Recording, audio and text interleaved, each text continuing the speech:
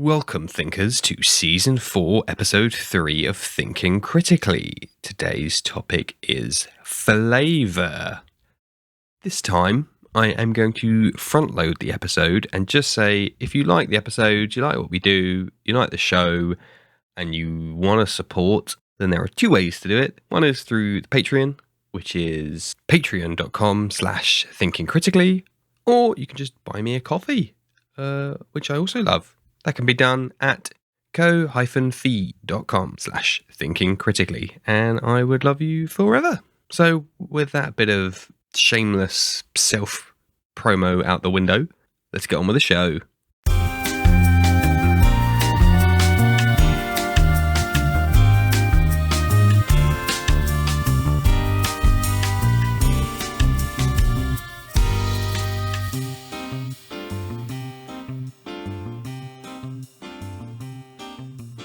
And today I'm joined by Fruits from the Homebakery. Thank you ever so much for joining us today, Fruits. Can you tell us a little bit about yourself? Hi, thank you for having me. I do sort of D&D homebrew stuff, subclasses, race expansions, things like that. And I'm mostly on Twitter. Awesome. Thank you so much. Today's topic is flavour. I almost forgot then. The first time ever in like 80 episodes is flavour. So what does that mean to you in the D&D and wider ttrpg framework? So for me, it is sort of the stuff that gets you interested in wanting to play a certain thing. I feel like, like sorcerers and warlocks come like baked in with so much stuff to use as backstory and, bounce your creation from, like creating your character. Yeah. That generally, so like that sort of stuff is kind of the flavor points for me. Props for punning with baked in there when we're talking about flavour. So I'm going to give you full credit even if it was just a mistake. So okay, that seems like a good a place as any then. And frankly, something that actually escaped my notes was the flavour of the classes, and which is funny because I always use that's like my go-to word when I'm describing something. Yeah. Also goes quite hand in hand with spicy, which I know is terminology. Weird. Yes. More metaphors than I, initially suspect. Anyway, a first question then that comes to mind is, as you said, two pertinent examples there of warlock and sorcerer both being flavorful. So they've got a lot just ingrained in the subclasses that the subclasses have baggage. Yes. Is one way you could put it versus like, to a lesser extent, like a fighter champion is just, well, I'm just really good at being a fighter. There's less baggage behind it. Yeah. Now, I'm fairly certain from any statistics I've seen that warlocks are usually one of the top picks, like top 5, if not even top 3 podium picks for favourite classes. They're just very good. Oh, yes. Yeah, I mean, mechanically, they're sound. Whereas sorcerers are often not, for various reasons. They're like lame wizards, people think of them. They've got very curtailed spell lists, blah, blah, blah. But so it's interesting there that just as a thought exercise that clearly it's not the flavour that is... It's definitely not the flavour that's lacking. Yeah. Honestly, it's kind of why I don't play wizards that much, is because the flavour there isn't very strong. I've played a fair amount of sorcerers, even though you're right, they are kind of not as good wizards. That's just what I've heard. I don't get the pitchforks out for me, listeners. Like that's just No, like meta magic is phenomenal, but you run out of those sorcery points really quickly. Yeah. But yeah, having like a lineage that like goes back to like an ancient dragon or something, or like the new aberrant mind sorcerer, like there's so much stuff that you can do with that. Yeah, I see what you mean. But see, now I was going to say, like, my main character I'm playing at the moment is a wizard, so immediately I'm offended. But now, when I think about it, yeah, I am playing him a bit tropey. Like I'm clever if you had to describe him in two there's words. nothing wrong with that, but I feel like as well, playing a wizard, you have to put a lot more of the legwork in to make it sort of unique and exciting for yourself. Yeah, rather than just like another Gandalf. Yeah, exactly. Whereas, with like warlocks or sorcerers, it's like, I want to breathe fire, or I want to have like a pact with an ancient fae and all of that baggage that comes with it. Yeah, I must admit, I did look at a couple of the. I think, do you know what? I think this is something that actually sorcerers have over warlocks. So a lot of the warlock patrons are very. They're almost not setting agnostic. They're almost like, campaign specific in a way, in that there's so much baggage there. There's a lot on the DM to have to kind of world build in. So like there really is, yeah. My warlock players picked Hexblade and it's Raven Queen, and so then there's like, okay, well I guess now I kind of have to have the Shadowfell. I have to have the Raven Queen in, which is, I'm making it sound like a like a job, but it isn't. But there is just that extra. Okay, well now there's a great old one. What does that? How does that impact? Whereas the sorcerer subclasses or origins, to use the correct terminology, are just as flavorful, but if memory serves, a bit more setting agnostic. So it is just like Clockwork Soul. It's just like, I think even the wording is deliberately ambiguous for that one. It's like, maybe something you found a trinket from Mechanus and that's it. Or maybe your dad went there once 50 years ago by accident, and that's it. And there's just so much flavor there that you could have Mechanus, or if you're in a setting that doesn't, you could have something else, or avoid where that should be. It just seem a little bit, yeah. We had a really interesting situation in one of my Sunday games where we had a artillery artificer who is now just fully class swapped to Clockwork Soul Sorcerer. And that ended up coming about because he saw like the arcane weave itself and saw like the mechanics of it, and sort of took that on board, and that's then how he got imbued with like sorcery. And it's really fun, just the sort of ways you can spin it.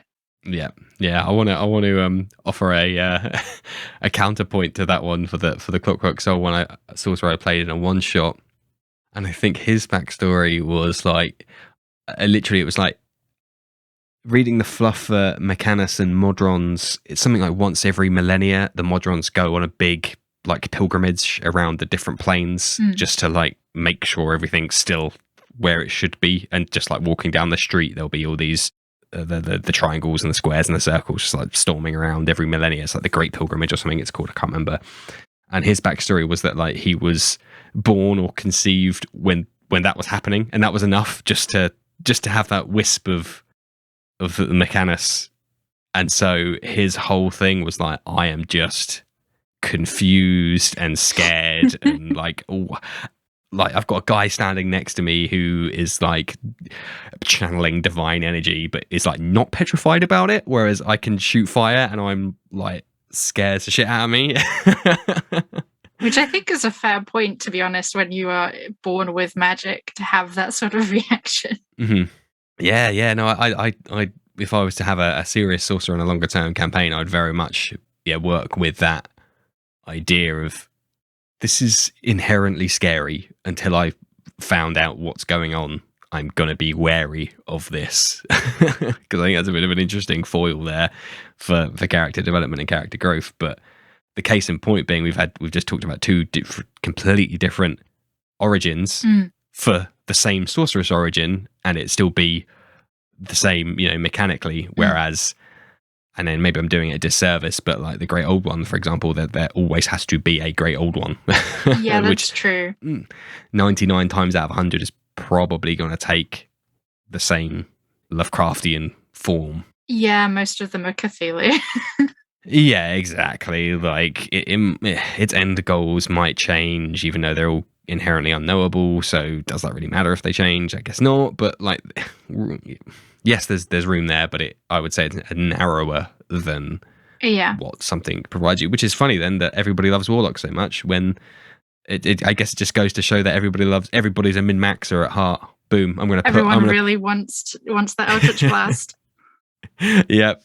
There we go. Oh, now I've set myself up to be. It's okay. We got it on record. You hate sorcerers and warlocks and min-maxers. That's the quote of the episode. Danilo says, Danilo decrees everybody plays a warlock and min-maxer. Yeah, I can see the hate now from the community. But no. So, what in your opinion then of some classes that I did reference on earlier on, but some classes or even subclasses that are perhaps less flavorful? So the ones that come to mind for me, they're not specific classes, although fighter in general, I feel like you have to put a lot more work in. Mm-hmm. But a couple of the new psionics for me, one's the Soul Knife and the Psy Warrior. Mm-hmm. Unless you're playing like a Githyanki or a Githzerai. Githzerai. Yes, those. The flavor text doesn't really give you that much other than, oh, maybe you went and studied psychic powers, and it's yeah, which is a shame because they're both really fun looking mechanically. Yeah, it's just it puts a lot on you to then think about. So I was a fighter and I just did like swords and shields, but now I have telekinesis. Yeah, I totally agree. The image of with the rogue with like the two purple daggers, is really cool. Dope. That's sick. Like who wouldn't want to summon your purple eldritch daggers out of your hands, your psychic daggers, and be like, these are going to hurt you? Exactly. And I'm just through my sheer willpower alone is sick. But then because those subclasses are kind of in isolation, I guess, a little bit, that they're very stand out. It's I guess it's hard to kind of build in all this psychic baggage. Yeah, unless you're starting at level 3, it's I think you definitely have to set the groundworks of picking that subclass. If you're playing like a very narrative heavy game, because it's just, oh yeah, no, I woke up and I can move things with my mind is a little. Which is interesting when you juxtapose that next to what we were just talking about, the sorcerer and being scared of your own powers. Fighters being very not mechanical in the meta sense, but mechanical in universe, in that they are very martially trained. They're very pragmatic, very material in a sense, materially based. To then wake up the next day and be like, I can move things from my brain. That would be wild. You'd be freaking out if you just spent your last 30 years training how to sword and board, and then the next day you'd be like, oh, I guess I can shoot laser beams from my brain now. It's not like I'm not ready to go adventuring. Kind of. Yeah, I think it's also as well one of those things of, especially with certain class, like because they get their subclasses later on and everything, whereas sorcerers and warlocks actually both get theirs from level 1. Clerics as well, which I would say are also very sort of, at least for the most part, usually very like flavor heavy picks. Yeah. So it can be really difficult when you get to that third level and it's like, well, I want to do this and it's really wild, and how do I put those two together? Yeah. I'm just trying to think about how my campaign has gone with my players and whether there's been any pitfalls or mistakes or lessons to be learned from what they've done. And we did start with at level 1 because many of them were new players, and those that weren't were more than happy to join them on that journey and start from level 1 rather than jump into 3 or 5 or something. But no, what do we have? Druid, Sorcerer, funnily enough, Rogue, who I know is at level 3, right, for their subclass, but he at least looked ahead and pre-built in. He actually did quite a lot of heavy lifting in his backstory there to make him an assassin before hitting the assassin at level 3. So that wasn't too much of a leap of logic there. That did ding. And also ones like Assassin and Thief, they kind of just roll straight into like, you're already a rogue. It makes sense to then specialize in killing very good or stealing very good. Yeah. What's your speciality? Killing, but like really, really good at it. Yeah, really good at it. What's your favourite then? I am going to put you on the spot now. I've put my name down. I put what's your favourite subclass then? And I'll be kind and allow you to have two picks based on two different metrics, two different standards. Okay.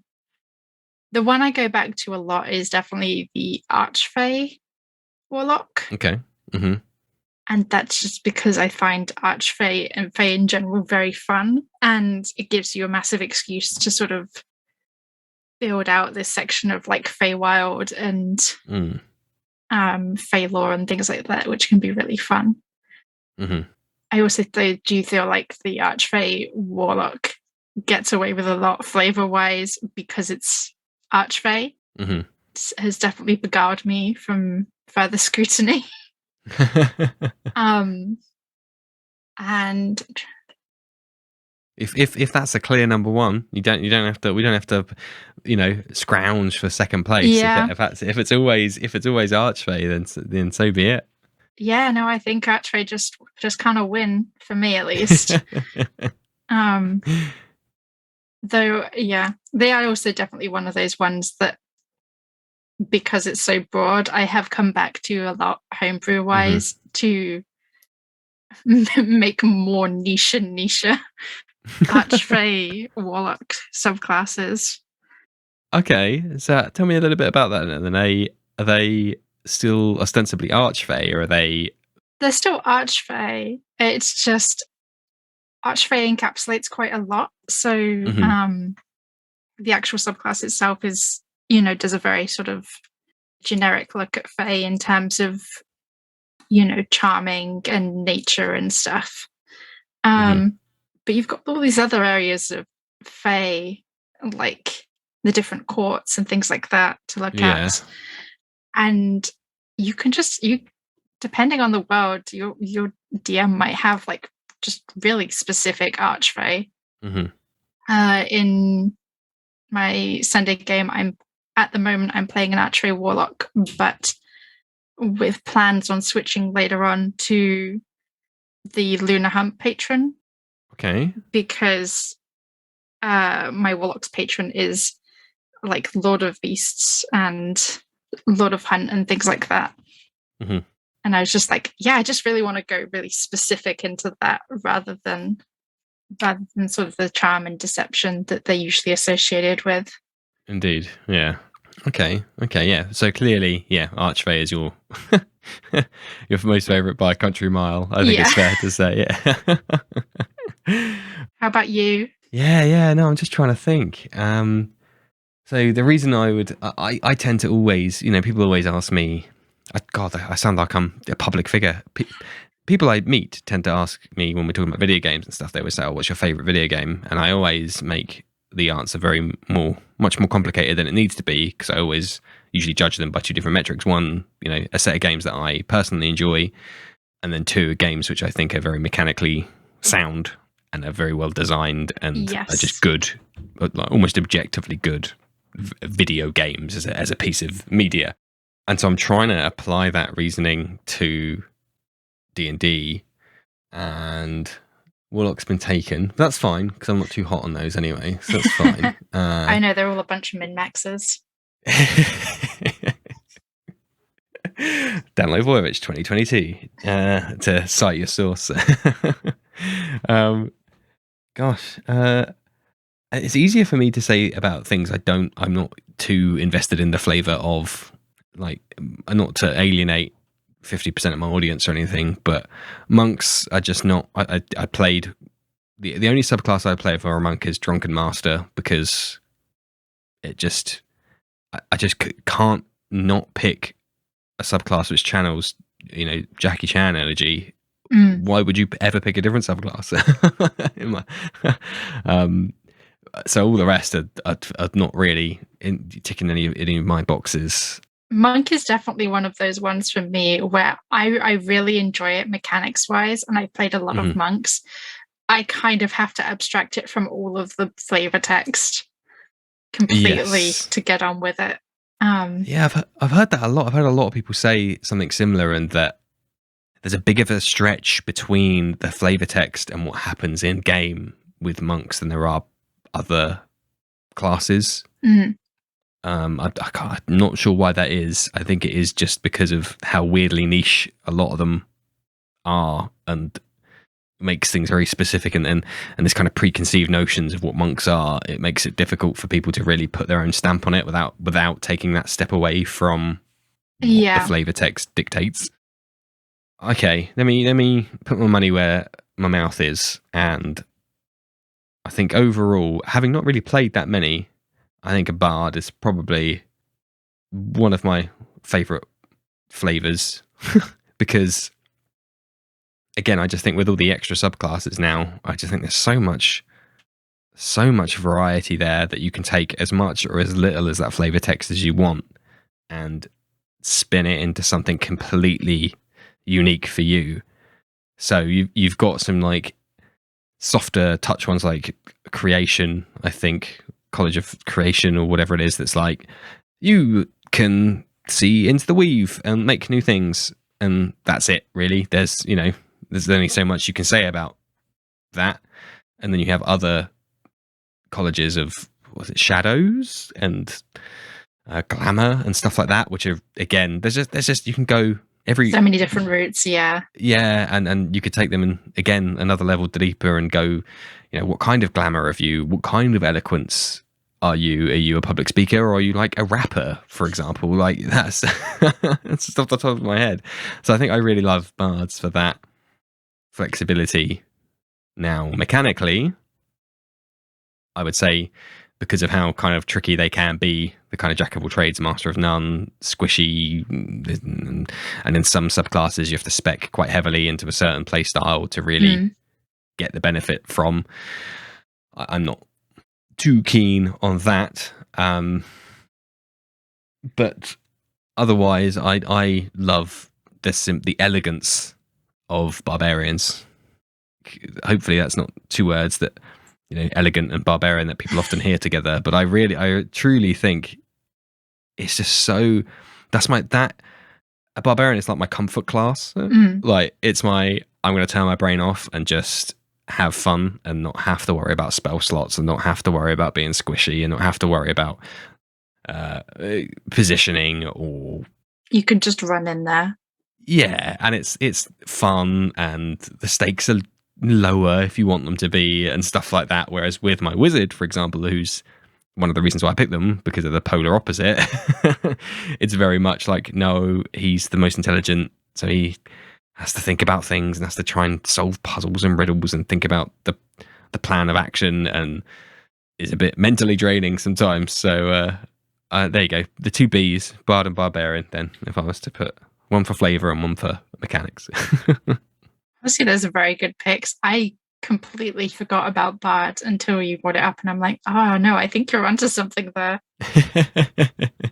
If I had like all the time in the world and all the games in the world, I would love to try. I would make one of each college, just to really explore that class and what it can be, both mechanically and from a position of role play, purely because of all the juice that's there.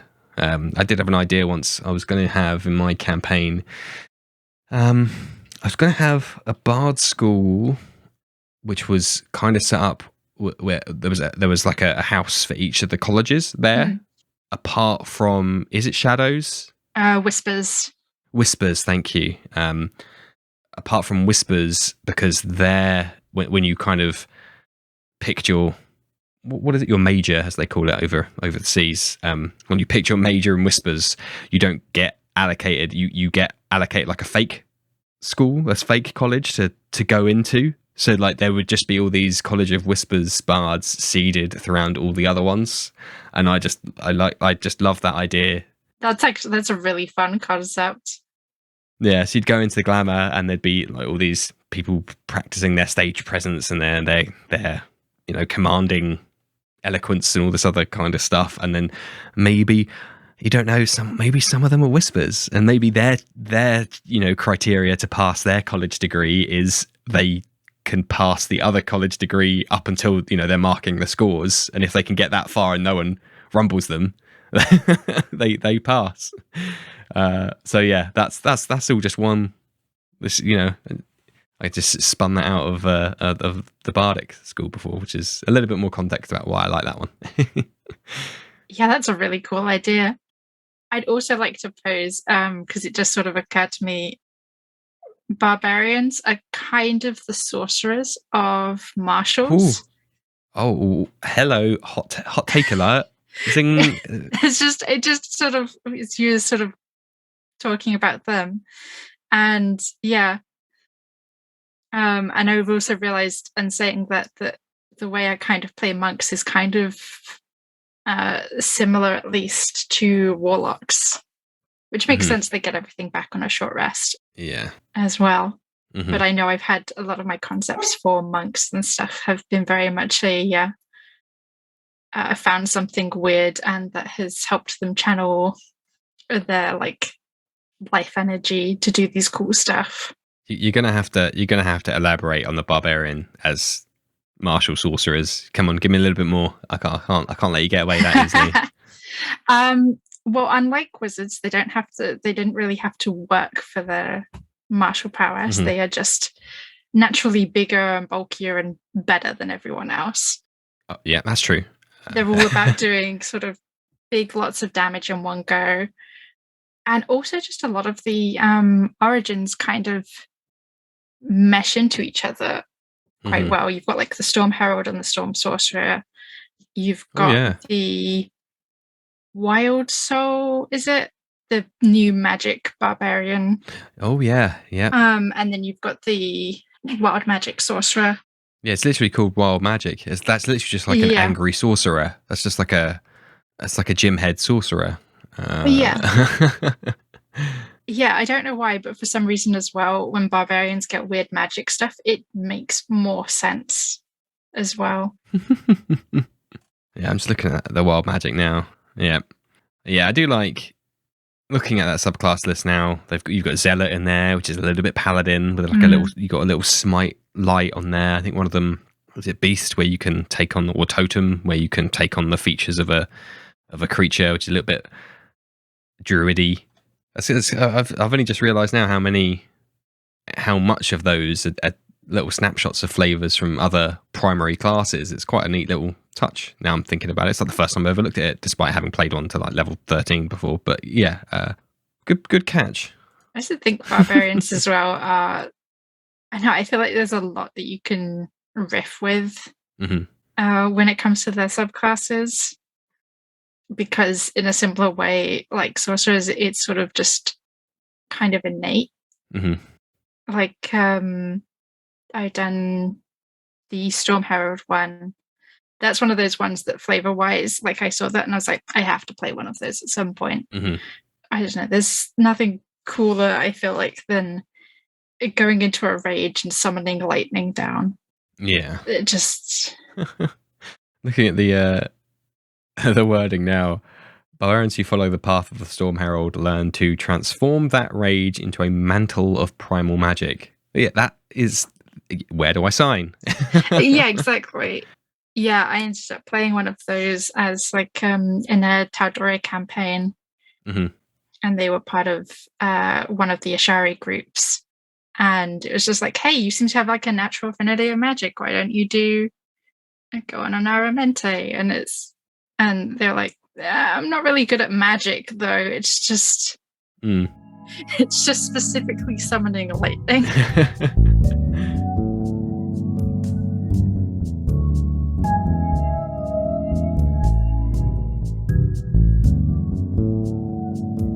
I wanted to talk a little bit about, we've talked a lot about the classes, the flavor of the different classes and subclasses, and we've alluded to it a couple of times about how that impacts the wider setting, which is obviously a bit of a bigger deal in like a completely homebrew setting where the GM and the players can work together to build them in ways that make sense.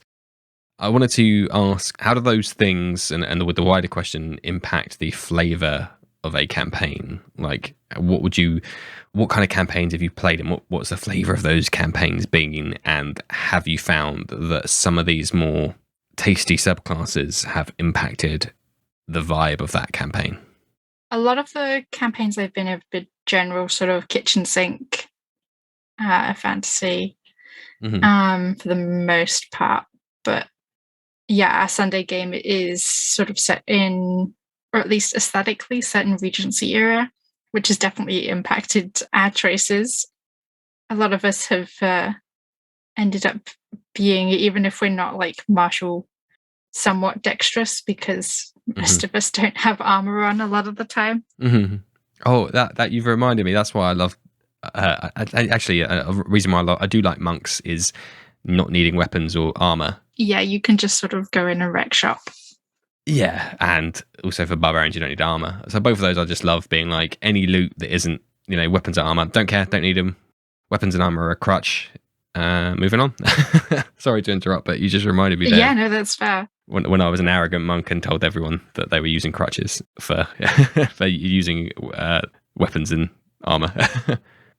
I think honestly the one that comes up more when trying to fit things into a specific campaign is race choices and the flavor that's tied into those. I know a lot of GMs who will just sort of, like Warforged and things like that. There's just a certain point where it's just like, no, I can't. I don't want to work that into my world. I personally think, I know there's a school of thought out there that's like, you should just let that happen and work with the players and this, that, and the other. But not everybody has the time or indeed the players to be willing to do that. I was in that situation. One of the new players said, I want to play this Warforged, and I'd be lying if I said there weren't times when I regretted allowing that to happen just because of the implications to the world. And like, if the rest of the player characters have been walking around with a Warforged, you can't bring in a Warforged or even just a non-sentient automaton without the dynamic changing quite substantially. Yeah. So there is, I can totally see how that works both ways. If given enough time and a collaborative player, then absolutely you can work and workshop and homebrew to your heart's content and answer those questions of what does this imply to the world. But if it's like, here's the setting we're playing in, and bringing in this, like Minotaurs, for example, or Loxodons are just going to completely upend the economy and I'm everything very glad here. that I haven't come across many players, at least for games that I've ran, that want to play those sort of races. And not to say that I don't. If you want to play, a big cool elephant person, that's fine. I find it so hard to wrap my head around just wandering around the world. Yeah. And I don't know why that is. There's different strokes for different folks. Yeah. Like one of my players is an older player and he's played a lot of earlier editions and whatnot, and he is very much on the side of more typical, like his fantasy is more typical fantasy stuff, and I'm catering for all my players in my campaign, and we're currently in a chapter that is more whimsical than it is fantasy. So they're at like a turtle island settlement that's like super chill, and there's like a surfing competition and a fishing competition, and it's all very like golden sands and nice blissful in it. And he's like, yeah, but where's my dungeons to crawl, where's my locks to pick, where are my mimics to smash? So I've said to him, like, don't worry, there's some future chapters that are a bit more like that, if you're all right to kind of grin and bear it to a certain extent. And it's just, obviously I'm very lucky because he's like, yeah, that's fine, that's cool, I wouldn't play a whole campaign like this. And I'm like, well, thank you for joining us for these 5 or so sessions that that very much aren't sword and sorcery.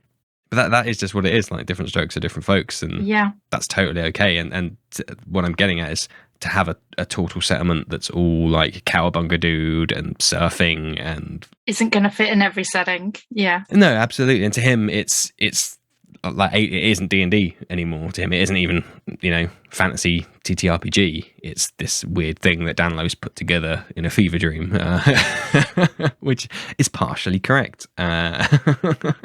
So yeah, no, that's totally understood. Like, there's always an impact to the flavor of a campaign. I had some thoughts around, now we can't talk about flavor without talking about its literal interpretation. This is my little behind the screens sneaky peek at my podcast production, is getting the dictionary definition for the topic to really ruin the illusion for all my listeners at home. Is which provides more material than I'd care to admit. But for today's topic, I wanted to talk about a little bit more about having food and drink in your games. So how are those kind of typically mundane, like business as usual, daily things run in your games? Honestly, it's something that I've been trying to focus on a little bit more. The current game that I'm running there's not really any sort of form of civilization for the players to interact with. Mm-hmm. But I have been really trying to sort of focus them on more of like a like survival stuff, and sort of where like food and rations and stuff like that come into it. Mm-hmm. I know one of our players has taken to really trying to make pancakes out of their rations. And how did that turn out? Dare I ask? So far, not so great. Okay. So far, yeah. Considering, we all agreed that like the rations were sort of like hardtack and things like that. She doesn't beef really have. And... Yeah, exactly. She's not really got the best basis to work with. It's gonna be like a TikTok video where it's they try the really weird food combinations now. Is all I've got in my head of like out in the field. This character being like, "Hey guys, I've prepared omelets for us," and it is literally just like melted tack and with chunks of beef jerky floating around in it, like barely warm. Oh no. But yeah, it's definitely then because of that. Like, I want to have those sort of like fanciful foods and things like that come up later on. Is sort of like it was more of a reward because we have literally they've been fishing and scavenging. Yeah, the true adventurer's life. Exactly. No good berries then to spoil that survival. No, we have a cleric, but I don't think they've realized they have create food and water.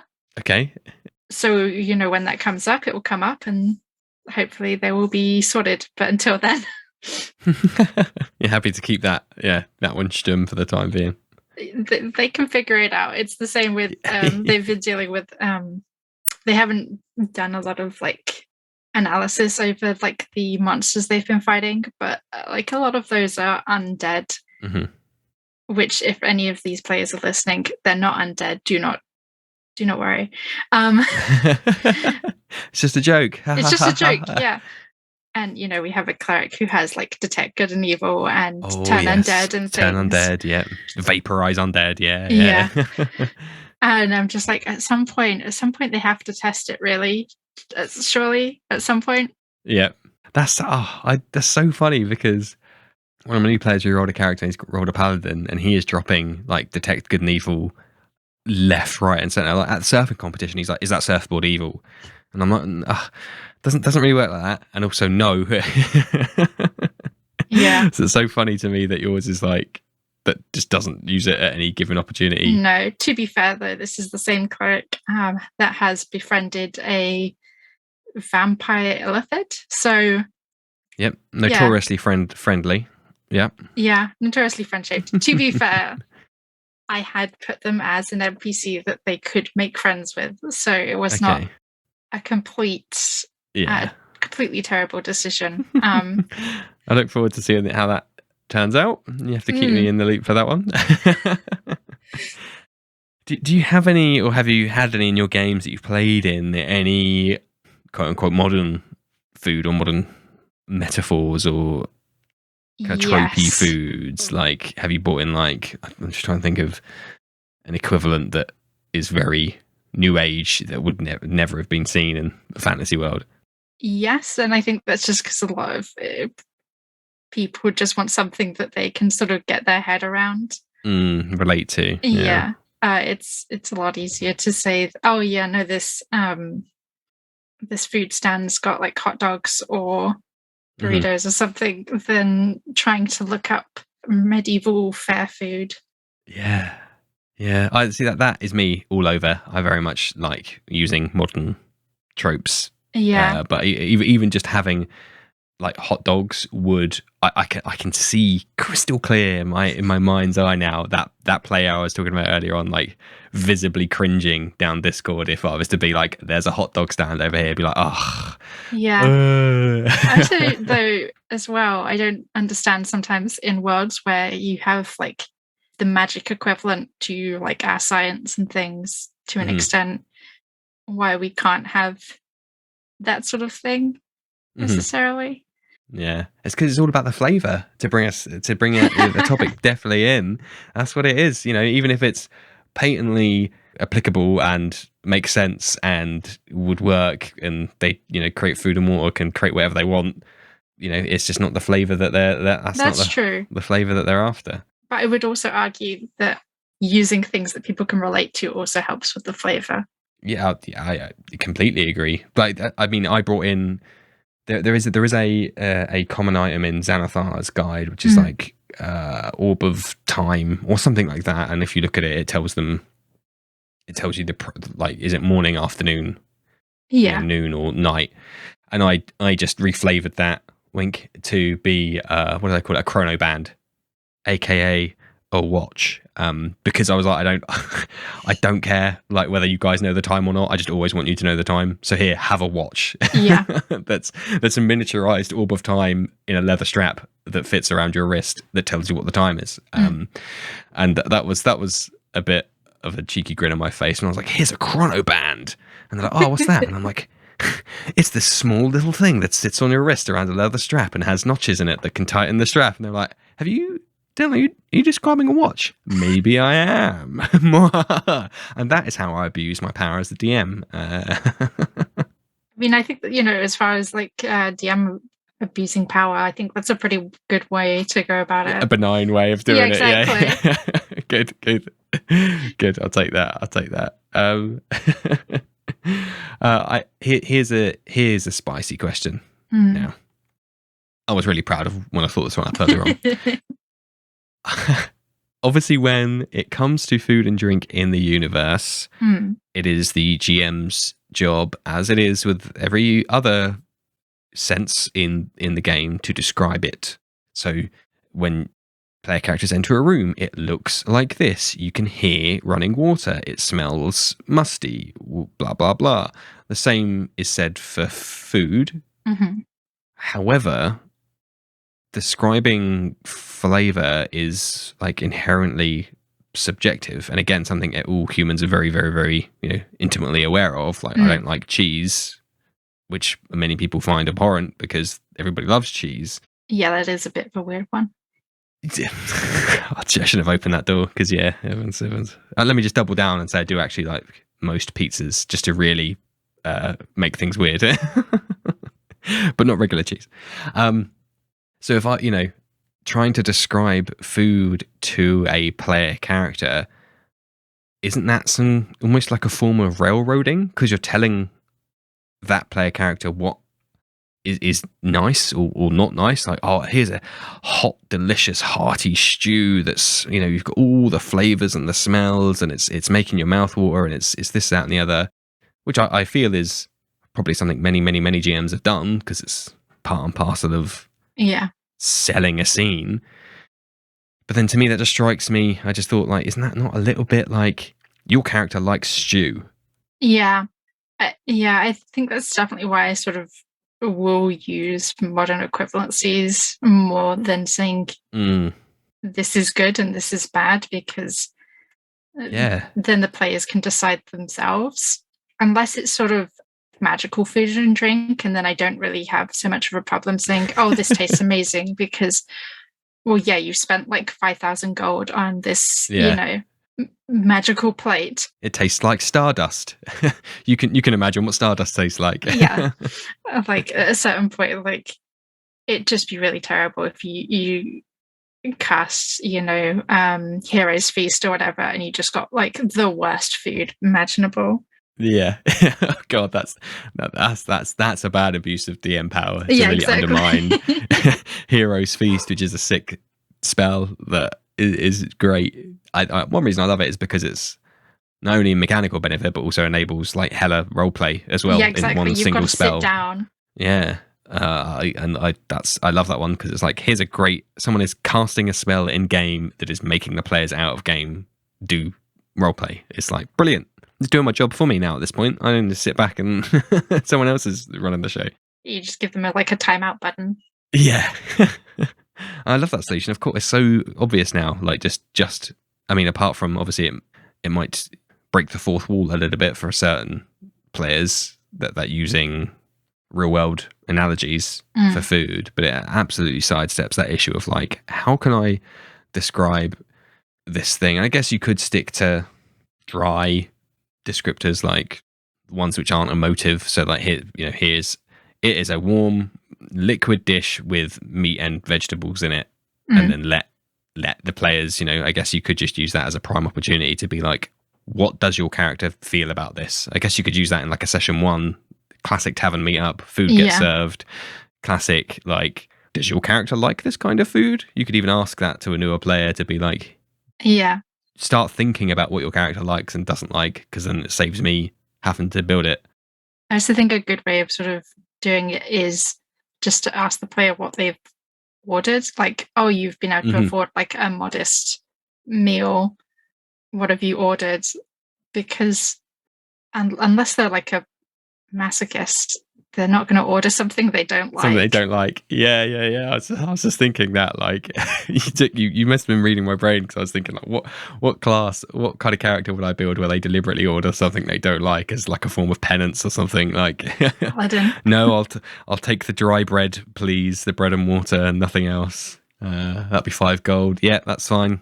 That's how I live my life. That's great. That is a fantastic roleplay opportunity. I have done the whole, like, starting a tavern, the server comes over and says, what are you ordering? And that's, as you said, like a classic, like, ooh, I've never thought about what my character likes to drink before. And I guess one step, the next logical leap in that is, why is it that?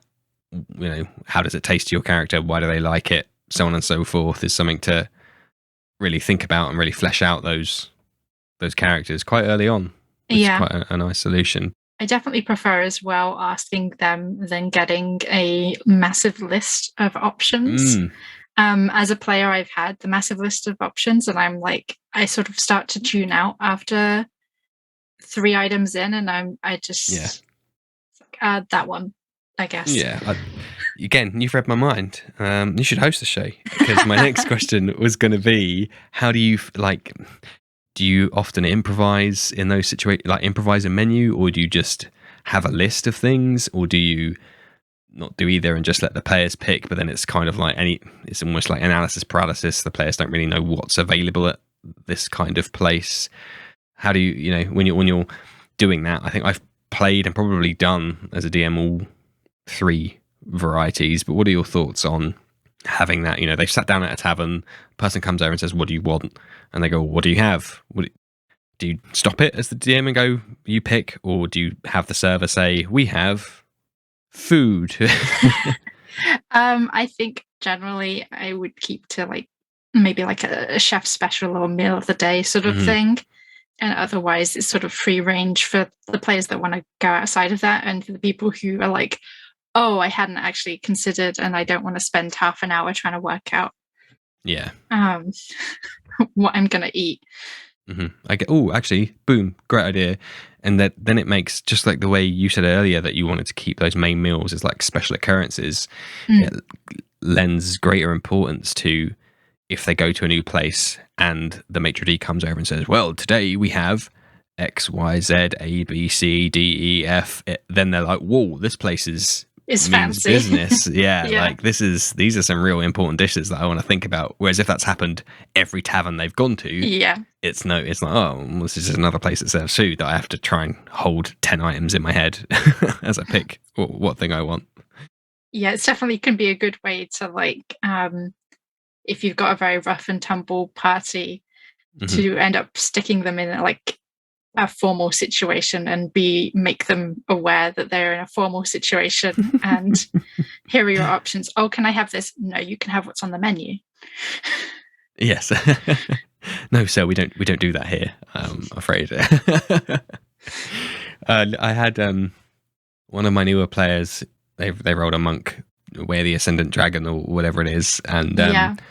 actually, I must admit, I did what we've just discussed. They went into a tavern, and I, mainly because it was nearing the end of the session, mainly because I'm lazy. I was like, yeah, order. Someone comes over to take your order. There's only so Yeah. many times you can improvise another server at a bar or a tavern that, the 50th time, no one really needs to know unless you've got some specific thing you're trying to sell, like the flavour of the venue or bish bash bosh if it's your run of the mill stuff.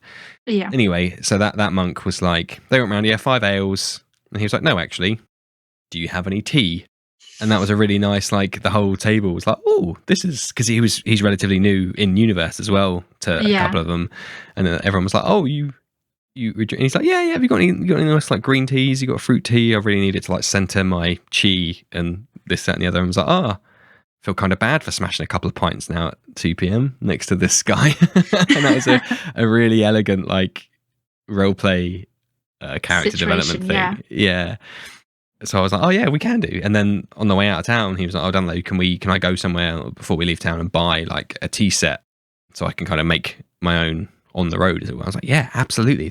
I love that idea for your character to be like in the front lines, zipping around the map, dropping like 50 hits on an enemy with like this delicate little tea set clanking around like in a little padded. Oh yeah, amazing. Pouch is like great.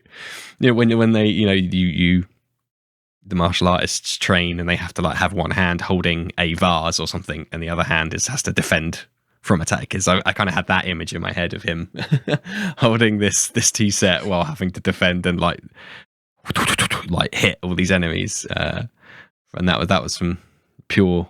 I didn't give them a menu, and that's what came out of it. So, is there anything else you want to talk about that we haven't got to yet? Yes. One of the cool things that I find about Flavour and sort of the tropes that come with certain things is ignoring it and doing the complete opposite, which I think is an important part of Flavour, is to give you this, here is the usual, and you go, no. I played a Dampier for Waterdeep Dragon Heist. Yep. That was basically my character concept. I played a warm and fuzzy Hearth Cleric who just also happened to be a Dampier. Okay. And yeah, I think that's sort of an important part that Flavour like plays into, or at least like forces players to consider, is whether they want to use that or if they just want to completely ignore it, which is, I think, why I don't get on with some of the ones that just don't give me any of that. Yeah. I love so many spicy takes tonight from yourself there, of like, here's the flavor and just flip it on its head. Yeah. That's how I've run a lot of my campaign.